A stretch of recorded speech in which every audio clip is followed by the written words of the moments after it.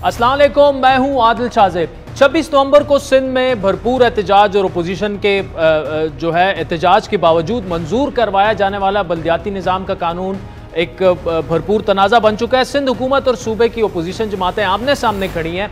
इस बल्दियाती बिल में मौजूद नकाइश पर बहस से ज़्यादा अब अनफॉर्चुनेटली लसानी सियासत, गद्दारी के फितवे और भारत नवाजी के इल्ज़ाम आयद किए जा रहे हैं और ये इल्ज़ाम तराशी छोटे से छोटे रहनुमा से लेकर पार्टी कायदीन की हद तक आ पहुंची। Devolution of financial powers, political powers, administrative powers इस कानून में हुआ है, वो इस सूबे की तारीख में पहले ऐसे नहीं हुआ है। जब से मैं पैदा हुआ हूँ ये दहशतगर्दों का जमात का राज रहा है इस शहर में। यही मुस्तफा कमाल, यही वसीम, यही लोग इक़्तिदार कर रहे थे।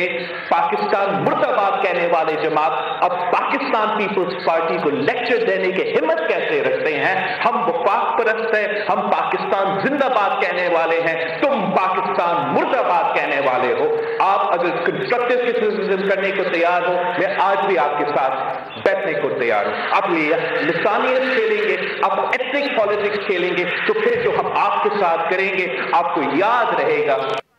बिलावल की इस शोला बयानी के पीछे हालिया दिनों में होने वाली अपोजिशन कायदीन की वो तकारीर थी जिन्होंने इस तनाज़े से मुतालिक जलती पर तेल का काम किया। चंद दिन पहले सियासी जमातों, कारोबारी और सनती रहनुमाओं के अलावा समाजी कारकुनान और सिविल सोसाइटी के अरकान ने PTI की मुनक्किद करदा जो स्टेक होल्डर कॉन्फ्रेंस थी उसमें बल्दियाती निज़ाम से मुतालिक कानून को जमहूरियत मुखालिफ करार दिया था, जिसके बाद वज़ीर आला सिंध मुराद अली शाह की एक ऐसी तकरीर सामने आई कि जिससे मामलात मज़ीद बिगड़ते चले गए। हम पाकिस्तान का हिस्सा है, हमें पाकिस्तान का हिस्सा समझो। ऐसे हालात नहीं पैदा करो कि लोग कुछ और सोचना शुरू हों। और आप ऐसे हालात पैदा कर रहे हैं, ये कहना कि नासिर शाह साहब रोडी से हैं, वो कराची के फैसले करेंगे आके।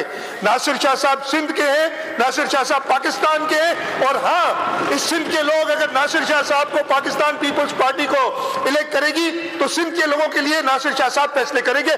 तुम लोग माइनॉरिटी में हो, माइनॉरिटी में रहोगे, कभी फैसले नहीं करोगे। पीपल्स पार्टी के वजीर आला ने जो बात की और इससे वो तासुब की आग उठाकर किसी को मुहाजिर सियासत करने का मौका दे रहे हैं। अब नाज़रीन, बल्दियाती हुकूमत तरमीमी बिल 2021 के मुताबिक कराची समेत सूबे के बड़े शहर जिनमें हैदराबाद, सखर, लड़काना, उसके अलावा उसमें जो है वो कॉरपोरेशंस सामने लाई जाएंगी और इन शहरों में तहसील की बजाय टाउन सिस्टम और यूनियन काउंसिल की यूनियन कमेटियां होंगी। अपोजिशन के बकौल सिंध हुकूमत के नए बल्दियाती निज़ाम से कराची के आवाम को रहे सहे इख्तियारात से भी महरूम कर दिया गया है। गो कि सिंध हुकूमत इस कानून पर डटी हुई है, लेकिन गवर्नर सिंध इमरान इस्माइल पीछे हटने को तैयार नहीं है और इस कानून पर दस्तखत करने की बजाय सिंध हुकूमत को वो मजीद तरामीम की हिदायत कर रहे हैं। सिंध हुकूमत पर एतराज़ ये भी आयद किया जा रहा है कि ये वो जमात है पीपल्स पार्टी जिसने 18वीं तरमीम के जरिए विफाक से सूबों को इख्तियार दिलवाया और अब जब बल्दियाती निज़ाम को बाख्तियार करने की बात आ रही है तो यही पीपल्स पार्टी अब दोहरा मेयार अपना रही है। मतलब एक जानिब अगर विफाक इख्तियारात नहीं देता तो सिंध की पीपल्स पार्टी ये समझती है कि सिंध के हुकूक पर डाका मारा जा रहा है, लेकिन इस वक्त सूबे की जो अपोजिशन जमातें हैं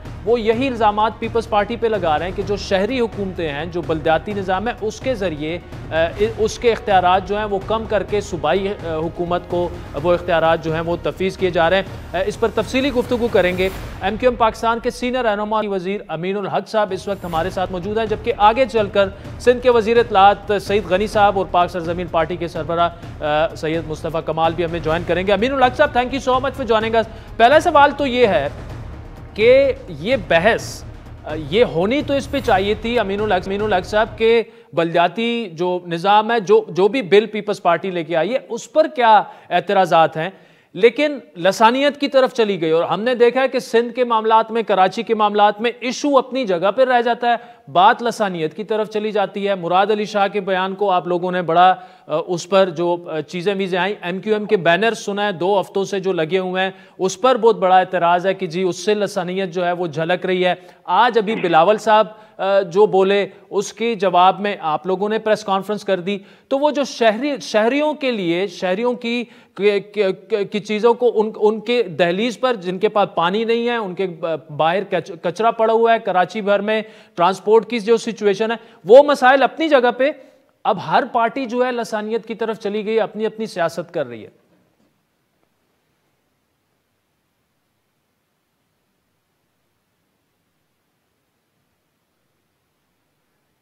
जी अमीनुल हक साहब, क्या आप मुझे सुन पा रहे हैं? बस मैंने आपकी तकरीबन 70% बातें सुन ली हैं, 30% चीजें जी आप जवाब दीजिए। जी जी प्लीज। मैं अर्ज कर देता हूँ कि आदिल, देखो, एमकेएम पाकिस्तान आइन और कानून की बात करती है और आइन और कानून के हिसाब से शहरी सिंध के अवाम को, सिंध के अवाम को, जो आइन में लिखा हुआ आर्टिकल 148 में जो लिखा हुआ है पॉलिटिकल, एडमिनिस्ट्रेटिव, फाइनेंशियल पावर, और आइन का आर्टिकल 7 और 8 क्या कहता है कि there should be 3 tier of the government, यानी कि फेडरल गवर्नमेंट, प्रोविंशियल गवर्नमेंट और लोकल गवर्नमेंट। जी अब ये जो कोताही, जो गलती इनसे मुसलसल करते चले आ रहे 2013 से, कि आपके लिए में कि 2013 को जो लोकल गवर्नमेंट एक्ट आया उसमें Karachi development authority, Karachi water and sewerage board, solid waste management, Karachi building control authority, master plan तमाम छीन लिया गया। मुसलसल शोर होता रहा, फिर आकर तमाम सियासी पार्टी जो अपोजिशन की पार्टियां थी ये सब भी तैयार है, इन्होंने भी कहा। अच्छा अमीनुल हक साहब, सॉरी मैं आपको थोड़ा सा इंटरप्ट करूं, आप अपना जवाब जारी रखिए। 2013 की आप बात कर रहे हैं, जो 70-80% इख्तियारात जो थे वो सिंध हुकूमत की तरफ चले गए, तो एमक्यूएम तो गवर्नर आपका था, तो उस वक्त गवर्नर बचाने के लिए तो एमक्यूएम खामोश थी। मैं सिर्फ एक पॉइंट है, अभी आप बोलिए। मैं आप कर देता हूं कि मेरा खाली सवाल आपने दरमियान में पूछ लिया, मैं आपको अर्ज कर देता हूं। उस वक्त भी मुकम्मल तौर पर एमकेएम पाकिस्तान ने इसके मुखालफत की थी, सिंध असेंबली में इसके खिलाफ वोट दिया था, तमाम बिल को फाड़ के फेंक दिया था और उसके बाद मुसलसल मुतालबा करते चले आए हैं।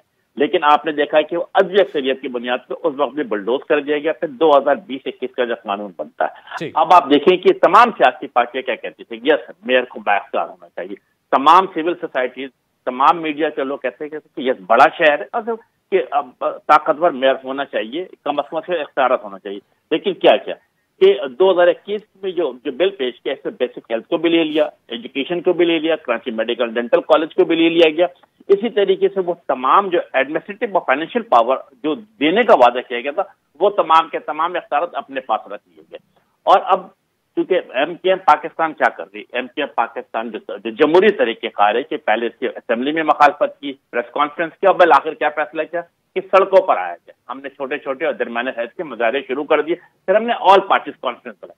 ऑल पार्टीज कॉन्फ्रेंस की खूबसूरती क्या थी कि कराची के तकरीबन तमाम स्टेक होल्डर ने एक जबानों को कहा कि ये 2021 से काला कानून है, इसे हम मुस्तरद करते हैं। यहाँ से पाकिस्तान पे पार्टी को परेशानियां शुरू हुई हैं और उन्होंने अब, जिसे आप बिल्कुल सही फरमा रहे हैं कि जो हकीकत थी कि लोकल गवर्नमेंट एक्ट पे बात करने के बजाय अब वो इसको लसानियत की तरफ लेके जा रहे हैं, तासुब की तरफ लेके जा रहे हैं। और क्या फरमा रहे हैं कि एमकेएम लसानियत की बात करती है या जो पुरानी बातें हैं कि एमकेएम के मुल्क तोड़ने की बात करती है। अगर आप ये देखा जाए तो पाकिस्तान पीपल्स पार्टी का जो हमेशा मेरा ख्याल है वफाक में एक दूसरा फेस नजर आता है, सिंध में एक सिंध पीपल्स पार्टी का अलग फेस नजर आता है। यानी इस्लामाबाद बैठ के मेरिट की बात करते, जहां बैठ करके ये बिल्कुल शाबिनिज्म की बात करते हैं। और आपके सामने मेरा ख्याल है मिसालें मौजूद हैं। लेकिन हो क्या है कि पाकिस्तान पीपल्स पार्टी का अगर माजी भी देखा जाए तो मेरा ख्याल है भुट्टो साहब के दौर से लेकर और आज तक देखा जाए तो क्या होता चला रहा है। एक पहले वो इधर हम और तुम का नारा लगाते हैं, कभी उस वक्त चले अमीनुल हक साहब, देखिए ये तो बात बड़ी दूर तक निकल जाएगी, लेकिन मेरी अर्ज ये है आपसे भी कि और यही पीपल्स पार्टी और मुस्तफ़ा कमाल साहब से भी हम इसी पर बात करेंगे कि देखिए इशू अगर कोई सफ़र कर रहा है वो कराची के शहरी सफ़र कर रहे हैं, लेकिन जो सियासी जमातें बशमूल आपके, बशमूल पीपल्स पार्टी के और मुस्तफ़ा कमाल साहब और ये सारे जो हैं, ये कम अज़ कम लसानियत दुनिया कहाँ पहुँच चुकी है। हम अभी तक वो 1947 में फंसे हुए हैं, आप वहाँ से आए हैं, आप यहाँ से आए। आज भी देखें पीपल्स पार्टी आज ये कह रही है कि जी एमक्यूएम ये जानबूझकर कर रही है क्योंकि आप लोग इलेक्शन मोड में चले गए हैं और लसानी फसादात आप कराची में करवाना चाहते हैं। तो कम अज़ कम एक रिस्पॉन्सिबिलिटी एमक्यूएम की भी बनती है कि अगर पीपल्स पार्टी गलती करे भी तो आप उस तरफ कम अज़ कम ना जाएं। बिल्कुल हम इसको मुस्तरद करते हैं इस बयान को और हम समझते कि देखिए एमक्यूएम अमलन क्या कर रही है कि इस शहरी सिंध के अंदर रहने वाले तमाम भाइयों को, चाहे वो सिंधी बोलने वाले हों, उर्दू बोलने वाले हों, पश्तो बोलने वाले हों या पंजाबी बोलने वाले, सबको साथ लेकर चल रही है। और अमलन अगर आप उसकी राब्ता कमेटी पर नजर डालेंगे या माजी में जो MNS बनते रहे, MPs बनते रहे या सेनेटर बनाते रहे, उनको आप देखिए कि तमाम अकालियों को जोड़कर आगे बढ़ती चली आ रही है। अब पाकिस्तान पीपल्स पार्टी क्या, यानी कि वो कारकर्दगी जो मैं कहता हूँ कि पिछले 50 साल में 5 बारियां वफाक से मुकम्मल की है, 7 बारियां सभा असेंबली में मुकम्मल की है, लेकिन कराची के अवाम को 14 साल में एक बसें नहीं दे पाए। कराची के अवाम को 14 साल में 14 गैलन पानी नहीं दे पाए। अब ये सवाल तो अवाम पूछते हैं ना, ये सवाल तो अवाम पूछेंगे, लेकिन क्योंकि इनके पास इन तमाम सवालों का जवाब नहीं है, तो अब ये एमकेएम पे लसानियत की, तासुब की बात करना शुरू किया और साथ साथ धौंसा धमकी को उतरा है। हम माजी में भी इनको डील करते रहे, माजी में भी इनकी चीजें देखते रहे। एमकेएम पाकिस्तान जिसे कहते हैं कि जमहूरी सियासी जमात होने के नाते अपने अवाम, अपने वोटर, अपने कारकुनान के दरमियान मौजूद रहती है और इंशाअल्लाह ताला इनके धमकियों से मदद। अच्छा, मुझे हर जमहूरी तरीकेकार से इनके सवालों का जवाब देते रहे। ठीक है, एक सवाल का जवाब आपसे चाहिए। सीएम साहब ये कह रहे हैं मुराद अली शाह कि जनाब हम अभी भी वी आर ओपन, जो भी अमेंडमेंट करनी है हम सुनने के लिए तैयार है, बैठने के लिए तैयार हैं। उससे पहले भी हम बैठे, और ये जो टाउन सिस्टम है ये तो हमने लाया ही ओपोजिशन के कहने पर है। तो अगर वो अभी भी तैयार हैं तो बजाय इसके कि जी आप 47 में यहां से आए थे, जी आप सिंध से उठ के आगे कराची पर राज करें, बजाय इस डिबेट में जाने के आप उनको इस चीज का जवाब दे दें, ठीक है जी ये हमारी तजावीज है, आइए बैठे, इस तरह मामला आगे लेकर बढ़ाते हैं। वो तो तैयार हैं अभी भी। मैं बिल्कुल, हम किसी किस्म की कोई तासुब को लसानियत की बात नहीं होना चाहिए। एमकेएम सख्त इसके खिलाफ है। हम क्या कहते हैं कि शहरी सिंध को हकूक मिलने चाहिए। शहरी सिंध के हकूक की क्या सूरत हाल है कि आप जो लोकल गवर्नमेंट का इलेक्शन हो रहा है, इसमें आप जो है मेयर को, जब मैं मेयर की बात करता हूँ तो ये हम ब्रॉड माइंड तरीके से गुफ्तगू कर रहे हैं कि कराची के मेयर नहीं बल्कि लाड़काना के मेयर को भी, नवाबशाह के मेयर को भी और हैदराबाद के मेयर को भी पावर दिए। क्या पावर दिए? 3 इंपॉर्टेंट कि फाइनेंशियल इख्तियार उनके पास होने चाहिए, एडमिनिस्ट्रेटिव इख्तियार उनके पास होने चाहिए। आज ये क्या बातें कर रहे हैं? आज ये बातें कर रहे हैं कि ये सॉलिड वेस्ट मैनेजमेंट का हमने चेयरमैन किसको बनाने जा रहे हैं? मेयर को बनाने जा रहे हैं। साथ साथ अगर आप उस अमेंडमेंट को पढ़ेंगे, उस कानून को पढ़ेंगे, तो साथ एक इन्होंने एक स्टेयरिंग कमेटी बना दी है। उस स्टेयरिंग कमेटी का चेयरमैन कौन होगा? वजीर आला होगा, वजीर होगा, और उसके साथ वो तमाम इख्तियार जो उस स्टेयरिंग कमेटी के पास होगी। आप ये सुनकर हैरान होंगे कि आने वाला जो मेयर होगा उसके पास ना हायरिंग एंड फायरिंग का पावर होगा, ना उसके पास एडमिनिस्ट्रेटिव कंट्रोल होगा, और ना ही वो मिशनरी को डिस्ट्रीब्यूट कर सकेगा। लेकिन अमीनुल हक साहब, अच्छा मेरा एक ज़िम्नी सवाल है, फिर मुझे ब्रेक पे जाना, ठीक है। लेकिन अगर यही जो एतराज़ात आप यहाँ पे उठा रहे हैं, अगर वज़ीर आला सिंध कह रहे हैं कि हम वी आर ओपन, हम सुनने के लिए तैयार हैं, आप यहाँ पे शो में आज कह दें मैं बिल्कुल हम तैयार हैं, और उसके बाद भी अगर वो मामला आगे ना बढ़ा तो फिर ठीक है, फिर जो भी आपने करना है वो करें। आज अभी कह दें कि हम तैयार हैं बिल्कुल, ये कंसर्न मैं अर्ज कर देता हूं कि देखें, आज से 2 दिन पहले ऑल पार्टीज कॉन्फ्रेंस का इनेकाद किया गया। तमाम सियासी पार्टी ने काला कानून करार देकर के 2021 को मुस्तरद किया और क्या मुतालबा किया। एमकेएम जो मुतालबा करे वो तमाम सियासी पार्टी मुतालबा कर रही है। मैं समझता हूँ कि सीएम साहब के पास ये तमाम आवाजें मौजूद हैं, उन्हें चाहिए कि वो बैठे और इन चीजों को, जो चीज उन्होंने शहरी सिंध के अवाम से छीनने की कोशिश कर रहे हैं, उसको बहाल करते। बहरहाल हम आपस में बैठ जाएंगे, मामले को हल निकालेंगे, और किसी सूरत में यस एमकेएम पाकिस्तान वादा दो टोक अल्फाज में कहती है कि लसानियत नहीं होना चाहिए, अज़बियत नहीं होना चाहिए।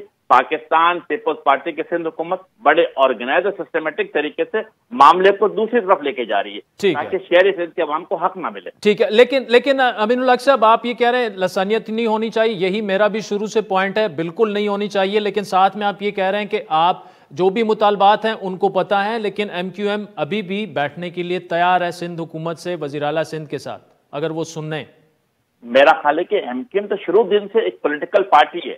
अगर मसाइल के हल के लिए किसी जगह पे, किसी फोरम पे बैठा जा सकता है, क्यों नहीं बैठ सकते? बिल्कुल बैठा जा सकता है, लेकिन सीरियसनेस तो शो की जाए। इनकी 2017 की तकरीर उठा के आप देख लें, शाहजेब आपसे इन्वेस्टिगेटिव रिपोर्टिंग करते रहे। 2017 में असेंबली में खड़े होकर कहा मुराद अली शाह साहब ने कि प्रॉपर्टी टैक्स अब मैं आज से ऐलान करता हूं कि केएमसी को दे दिया जाएगा। 2017 से 2021 हो गए, कोई प्रॉपर्टी टैक्स नहीं दिया गया। ये बोलते कुछ और है, अमल कुछ और करते हैं। चले, अमीनुल हक साहब, thank you so much for joining अस। नाज़रीन, ब्रेक के बाद मुस्तफ़ा कमाल साहब और उसके बाद वज़ीर इत्तलात सिंध सईद गनी साहब हमारे सामने होंगे। कुछ सवालात रेस किए अमीनुल हक साहब ने, उनके सामने रखेंगे हमारे साथ।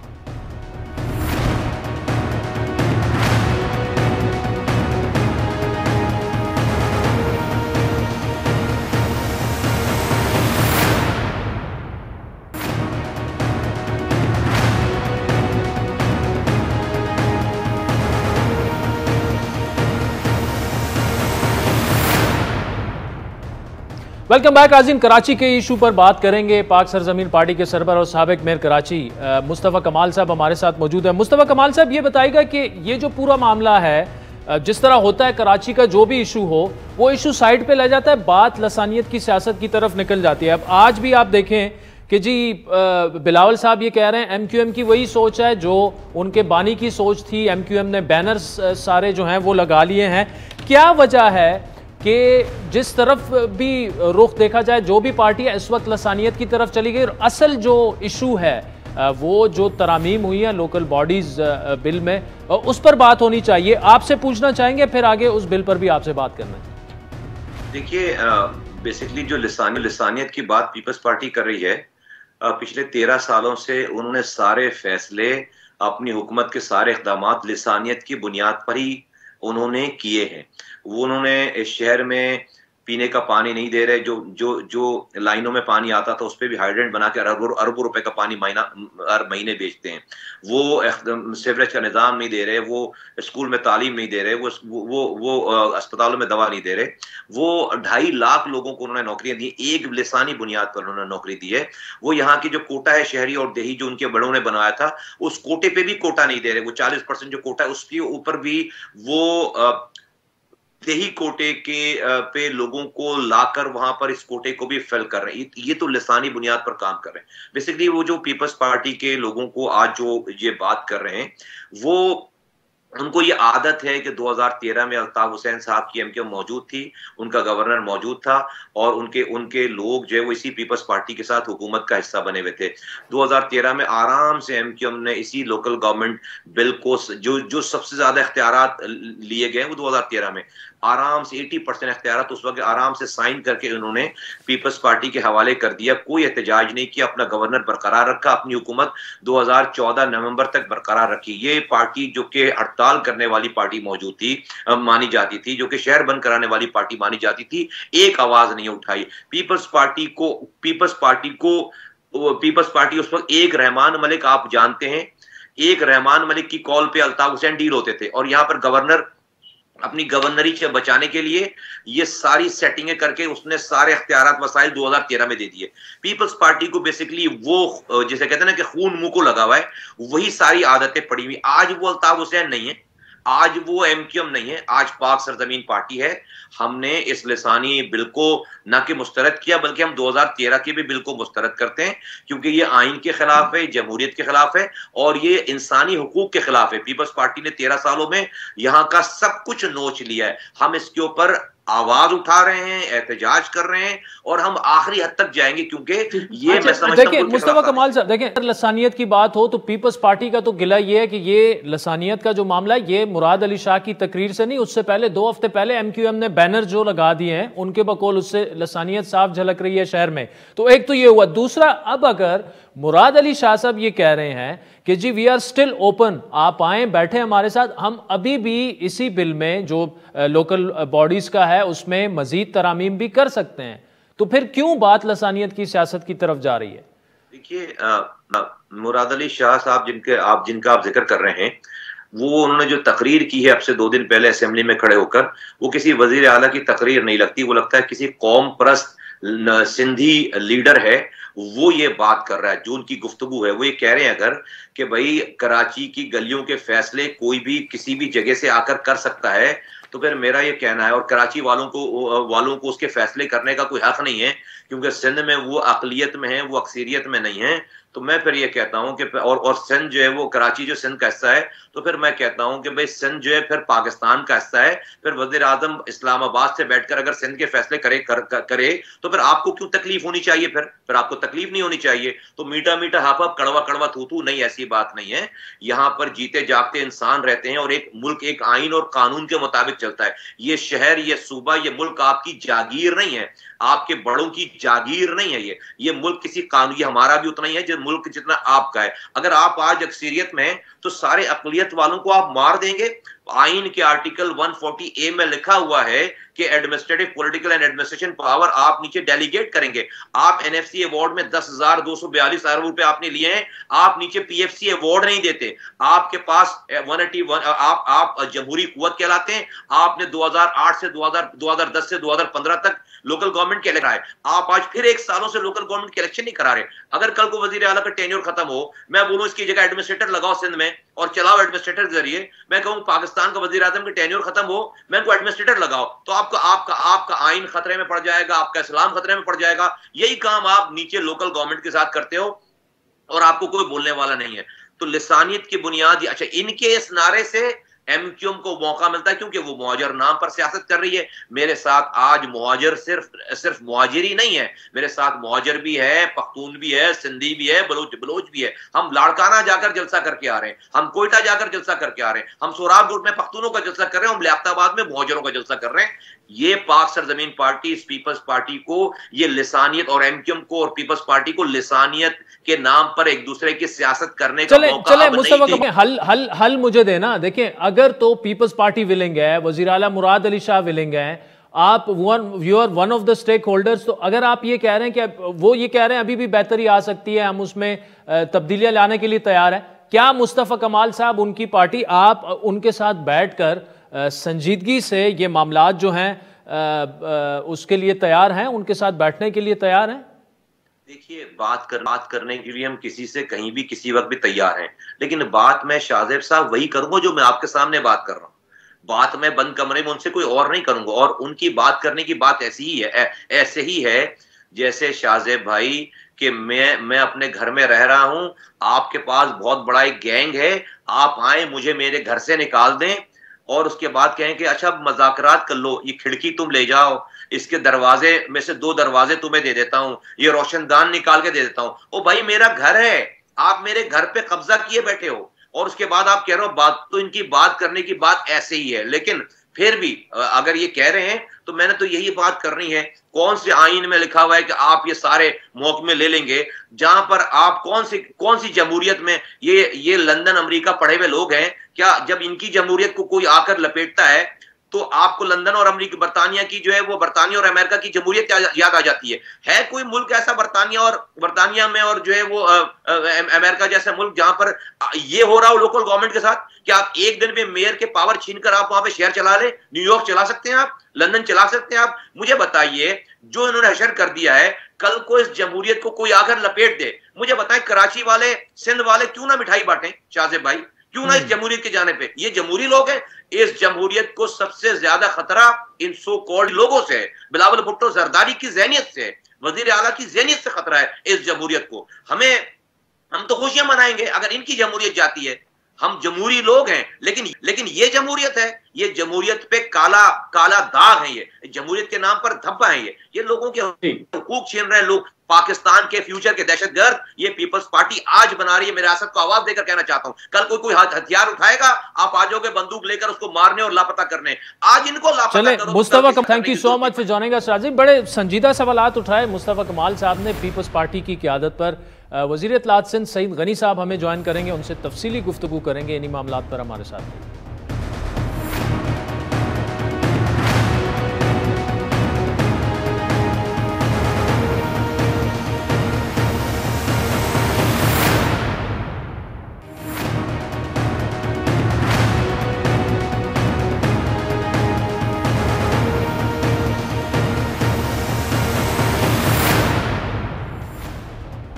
Welcome back. राजीन, ब्रेक से पहले हमने एमक्यूएम से भी बात की और मुस्तफ़ा कमाल साहब से बात की। इस वक्त वज़ीर इत्तलात सिंध सईद गनी साहब हमारे साथ मौजूद हैं। सईद गनी साहब, बहुत शुक्रिया।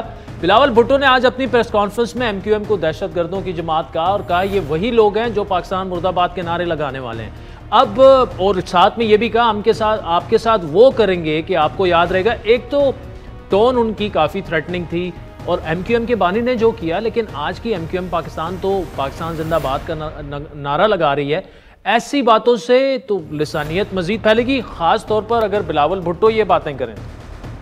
आपने पता नहीं कराची शहर में वो बैनर देखे कि नहीं देखे जो एमक्यूएम ने लगाए हैं, और जो वसीम अख्तर साहब कह रहे हैं या एमक्यूएम के और लोग जो अपनी प्रेस कॉन्फ्रेंस में कह रहे हैं, अगर आपने उन तमाम बातों को सुना हो तो वो वही बातें हैं जो अल्ताफ हुसैन ने इनको सिखाई है, इनको पढ़ाई है, इनको समझाई है। हमने 12 कहा कि अल्ताफ हुसैन से अलहदगी सिर्फ ये नहीं कि आपने अल्ताफ हुसैन नाम के एक शख्स से अपने आप को अलग कर दिया है। अल्ताफ हुसैन से अलहदगी का मतलब ये भी होना चाहिए कि जो उसकी सियासत थी, जो उसकी नफरत अंगेज सियासत थी, जो उसकी तकसीम की सियासत थी, जो उसकी लिसानी सियासत थी, आपने उसको भी छोड़ना चाहिए। लेकिन बदकिस्मती से एमक्यूएम जब अपने ऊपर प्रेशर महसूस करती है, जब उन्हें ये यकीन हो जाता है कि जिन लोग उनके साथ नहीं है, रिजल्ट्स उनके इलेक्शंस में अच्छे नहीं आ रहे हैं, लोग उनको वोट नहीं दे रहे हैं, तो एक मरतबा फिर वो लिसानी सियासत की तरफ चले जाते हैं। और कोशिश ये होती है, हद्दुल इम्कान कोशिश, मैं आपको बता रहा हूँ, मैं ये हर मतलब जो लोग मुझे जानते हैं उन्हें पता है कि एमक्यूएम की सियासत को मैं समझता हूँ। मैंने सारी जिंदगी कराची में गुजारी है, मैंने भुगता है इनको, और ये जो कुछ लोगों के साथ करते हैं मैं भी उनका शिकार रहा हूँ। एमक्यूएम एक मरतबा फिर सूबा सिंध के अंदर लिसानी फसादात करवाना चाह रही है। इस लोकल गवर्नमेंट एक्ट के अंदर तरमीम को बुनियाद बनाकर वो ये चाह रहे हैं कि सूबा सिंध के अंदर फिर फसादात हो। पहले ये सिंधियों से मुहाजिरों को लड़ना चाहते हैं, फिर उसके बाद दीगर कौमों से भी लड़ाएंगे जिस तरह पहले लड़ाया इन्होंने। मैं तो बार बार उन लोगों से भी सवाल करता हूँ जो उनके साथ खड़े हैं कि इनसे सवाल करें कि ये मकामी और गैर मकामी जरा डिफाइन तो करो कि कौन है, किसको ये मकामी कहते हैं, किसको ये गैर मकामी कहते हैं। ये देही और जो शहरी वाली बात करते हैं ना, ये बहुत नफरत की बात है।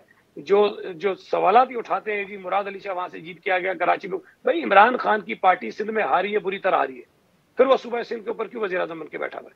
ये इस तरह नहीं होता। जो पार्लियामेंट नहीं, लेकिन सैयद गनी साहब वो तो ये कह रहे, इसका आगाज मुराद अली शाह ने असेंबली के फ्लोर पर ये कहकर किया कि तुम अकलियत में हो, अकलियत में रहोगे, यहाँ के फैसले हम करेंगे, तुम नहीं करेंगे। यानी वो लोग जो कर रहे हैं वो तो कह रहे हैं कि हम रिएक्शन में कर रहे हैं। देखिए, गलत बयानी करते हैं। मुराद अली शाह साहब की बात अगर जो वो कह रहे हैं मैं वो भी मान लूँ, वो तो कहीं नहीं उन्होंने, मैं उसकी वजाहत भी करता हूँ। अगर जो वो कह रहे हैं वो भी मान लूँ तो वो तो कल की बात है। ये तो अजाब उन्होंने 15 दिन से खड़ा किया हुआ है पूरे सूबे के अंदर, बैनर्स तो 15 दिन से लगाए हुए उन्होंने। मुराद अली शाह ने जो बात कही, देखें आप उस दिन के जो इवेंट्स हैं अगर उनको फॉलो करें तो उस दिन जो तूफान बदतमीजी था वो पीटीआई ने मचाया हुआ था। उस दिन एमक्यूएम के लोग तो छुड़वा रहे थे उस लड़ाई में, हम भी छुड़वा रहे थे, एमक्यूएम के लोग भी छुड़वा रहे थे कि हमारे लोगों को भी दूर करें, एमक्यूएम उनके लोगों को दूर कर रही थी। एमक्यूएम तो उस दिन हमसे नहीं लड़ी है, जो बदतमीजी हुई है वो पीटीआई ने की है। चीफ मिनिस्टर साहब ने जो बात कही, ये सबको पता है कि असेंबली के अंदर एक अक्सरियती जमात होती है, एक अकलियत की जमात होती है। हुकूमती जमात जो है अक्सरियत में होती है, अकलियत में अपोजिशन जो अकलियत में होती है। उन्होंने ये कहा है कि भाई तुम लोग यहाँ माइनॉरिटी में बैठे हो, फैसले जो हमने करने हैं, जो पार्लियामेंट के अंदर, जो असेंबली के अंदर अक्सरियत जिनकी, उन्होंने फैसले करने, ये उसको भी ट्विस्ट करके अपने राज्य में ले आते हैं। मैं फिर कह रहा हूँ ना, ये हर चीज में से वो पहलू निकालेंगे जिसकी बुनियाद पर वो यहाँ पर रेसिज्म फैला सके, जिसकी बुनियाद पर वो नफरतें फैला सकें, जिसकी बुनियाद पर वो लड़ाई करा सकें। यहाँ पे एमक्यूएम हर वो चीज निकालेगी। आज चेयरमैन बिलावल साहब की बातों से भी वो निकालेंगे बातें। लेकिन मैं ये समझता हूँ कि जो लोग एमक्यूएम को समझ चुके हैं, कराची के शहरी, खासतौर पर एमक्यूएम के वोटर जो इनको जान चुके हैं, वो एमक्यूएम के दोबारा। अच्छा चलें सैयद गनी साहब, असल मुद्दे पे आपसे बात करके बाद के आपने अब कराची के हॉस्पिटल्स का भी जो मामलात हैं वो भी मकामी गवर्नमेंट से लेकर और सिंध गवर्नमेंट के हवाले कर दिए, इवन डेथ सर्टिफिकेट तक, ये भी उनका एक बहुत बड़ा गिला है। ब्रेक के बाद सैयद गनी साहब से गुफ्तगू जारी है।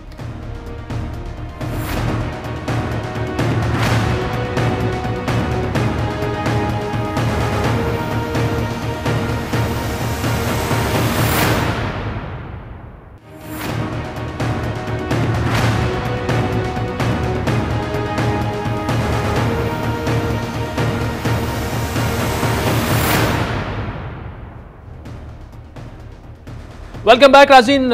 सिंध के वज़ीर इत्तलात सईद गनी साहब हमारे साथ मौजूद है। सईद गनी साहब, एक बड़ा एतराज़ ये कि बल्दिया उज़्मा कराची के बड़े अस्पतालों का इंतज़ाम लेकर आपने सूबाई हुकूमत को दे दिया, फिर आपने बल्दिया कराची से सेहत तालीम के फ़राइज़ भी वापस ले लिए और पैदाइश, शादी और अमवात की रजिस्ट्रेशन का फरीज़ा भी अब सिंध हुकूमत अंजाम देगी।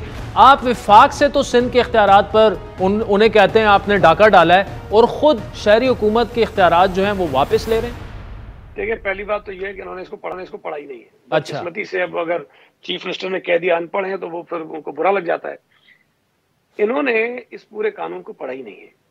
देखिए, जो डेथ, बर्थ और मैरिज की रजिस्ट्रेशन की बात है वो 2013 के कानून में जो म्यूनिसिपल कॉरपोरेशंस हैं, डीएमसीज हैं, उनके फंक्शंस में भी लिखा हुआ है, और जो यूनियन कमेटीज के फंक्शंस हैं, यूनियन काउंसिल के फंक्शंस हैं, उसमें भी लिखा हुआ है।